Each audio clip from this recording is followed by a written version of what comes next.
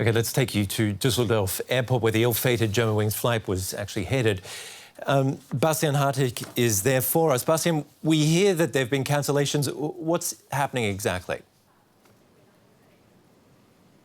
Yes, indeed. Many of the flights out of Düsseldorf Airport this afternoon, Germanwings flights, I have to say, out of Düsseldorf Airport, and not only Düsseldorf Airport, also other airports were cancelled today. And the reason for that is that the aircraft crews, they actually called in sick and said they felt unfit to actually fly, and so they didn't show up for work. Now, I spoke to a Lufthansa spokesperson before, Lufthansa being the owner of Germanwings, and he said that does not necessarily mean that these crew members were scared or that they were afraid, but you have to understand they also lost colleagues today. So it might well be that their minds in a situation like this are elsewhere and that they feel it's difficult to focus on their job, and they would rather not go to work in a situation like this, and maybe also not just return to a daily routine after such a tragic accident. Then I also spoke to passengers here who got stranded because of these cancellations, and they said they have complete understanding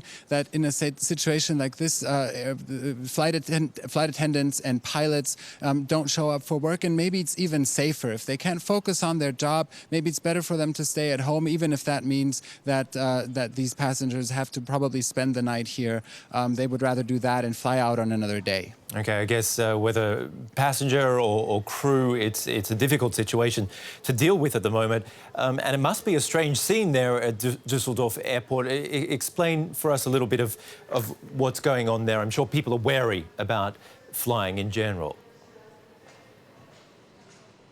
Well, indeed, people do feel a little bit uncomfortable now, like passengers. I mean, I was a passenger myself today coming from Berlin to Düsseldorf as it happened on a Germanwings flight, and I felt a little bit uncomfortable, I have to tell you. And there was a man next to me who apparently was very tense and who in very explicit language told another passenger to follow the instructions of the flight attendants and turn off his laptop, and that after an accident like this, where no one knows what the cause of this accident actually was, this is not a time to take the instructions of flight attendants lightly. So that already shows you that people do feel a little bit uncomfortable getting on planes. On the other hand, I talked to passengers here at the airport, and they said they weren't really scared to get on a plane. They know that flying poses a certain risk, and they're willing to accept that risk. And despite this tragic accident, they're aware of the fact that flying is still a very safe means of transportation, so they're not really scared